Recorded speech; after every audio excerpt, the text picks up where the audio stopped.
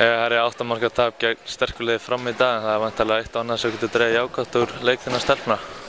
Jú, það alveg fullt sem getur dregið jákvætt frá þessu. Við sýnum smá karakter í seinni hálfleik og erum mjög sátt við það að við brotnum ekki eins og eigum stundum til með að gera og við drögum það með okkur.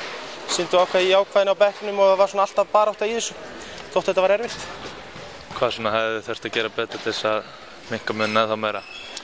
Sko auðvitað við byrjum rosalega illa og erum í hálfleik með 9 mörk og vorum eiginlega bara slakar bæði varnarlega og sóknarlega. Virtust ekki hafa nóg mikil trú á þessu í byrjun leiks sem gerir verkum að við erum bara ekki alveg á tánum í fyrri hálfleik. Sérðu bætingu frá byrjun tímabilsins? Ég rétt svo vona það, sem þjálfari rétt svo vona. Nei, þær eru að bæta sig hægt og bítandi og við erum auðvitað langt í land en við sjáum það líka að við eigum möguleika. Hver eru svona ykkar markmið í vetur?